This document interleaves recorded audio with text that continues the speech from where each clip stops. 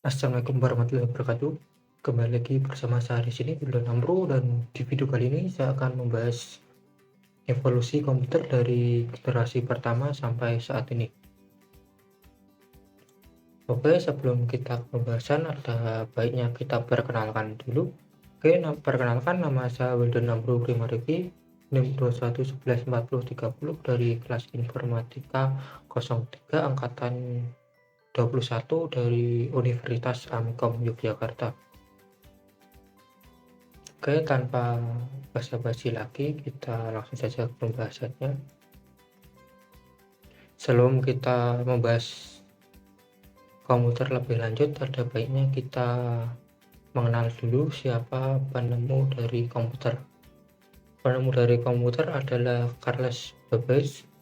Dia merupakan ilmuwan matematika yang berasal dari Inggris. Pada awalnya, ia menemukan beberapa masalah dalam perhitungan menggunakan tabel matematika. Hal ini yang memicunya untuk berinovasi untuk menciptakan alat yang bisa meminimalisir kesalahan dalam proses hitung.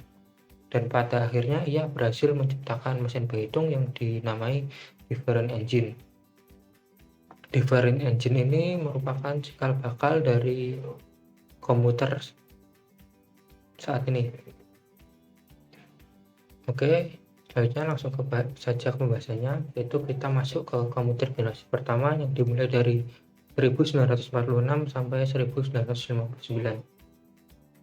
Pada tahun 1946 merupakan tahun diciptanya komputer generasi pertama dengan menggunakan tabung vakum sebagai komponen dasar pembuatannya. Contoh dari komputer generasi pertama ini yaitu Electronic Numerical Integrator and Computer atau ENIAC. Dan ciri-ciri komputer ini yaitu menggunakan tabung vakum, memerlukan daya yang sangat besar, cepat panas, dan penyimpanan yang sangat kecil. Dan ini merupakan contoh gambar dari komputer generasi pertama.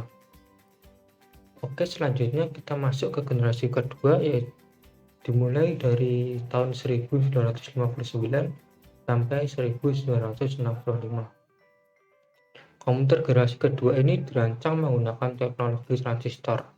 Komponen ini dinilai jauh lebih efisien dibandingkan dengan tabung vakum. Transistor mempunyai ukuran yang lebih kecil dibandingkan tabung vakum, serta daya listrik yang diperlukan juga lebih kecil untuk pengoperasiannya. Dan ciri-ciri komputer ini adalah menggunakan teknologi transistor, daya yang digunakan lebih kecil, kinerja lebih cepat, dan ukuran lebih kecil. Dan ini merupakan contoh gambar dari komputer generasi kedua. Oke, selanjutnya kita masuk ke generasi ketiga yang dimulai dari tahun 1965 sampai 1971. Dan komputer generasi ketiga ini dibuat menggunakan integrated circuit atau IC.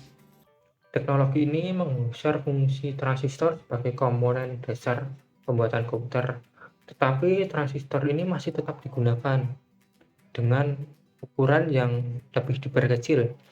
Beberapa transistor ini yang berukuran kecil ini dimasukkan ke IC bersamaan dengan resistor dan kapasitor. Dan ciri-ciri komputer ini adalah menggunakan integrated circuit atau IC, penyimpanan lebih cepat, lebih besar, proses lebih cepat, dan komputer ini sudah dapat melakukan multiprocessing. Dan ini merupakan contoh dari komputer generasi ketiga. Lalu selanjutnya kita masuk ke komputer generasi keempat yang dimulai dari tahun 1971 sampai 1980. Pada komputer generasi keempat ini dibuat menggunakan komponen chip mikroprosesor yang menampung ribuan komponen komputer dengan menggunakan teknologi LSI atau Large Scale Instruction. Dan ciri-ciri komputer ini adalah menggunakan chip mikroprosesor menggunakan teknologi LSI yang memungkinkan ribuan komputer untuk ditampung dalam satu buah chip.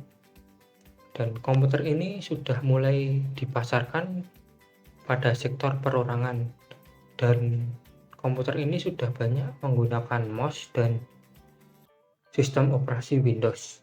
Dan ini merupakan contoh gambar dari komputer generasi keempat. Lalu selanjutnya ada komputer generasi kelima yang dimulai dari 1980 sampai sekarang ini.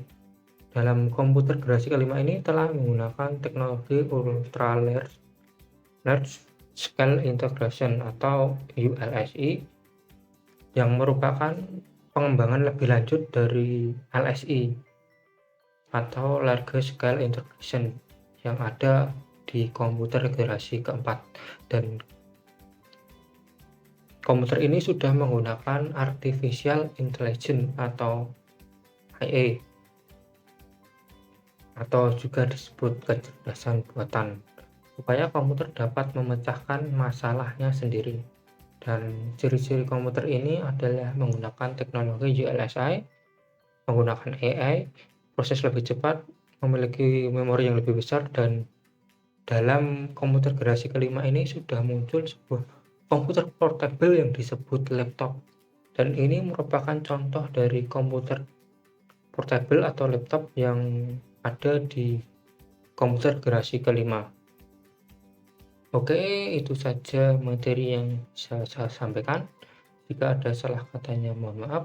Wassalamualaikum warahmatullahi wabarakatuh.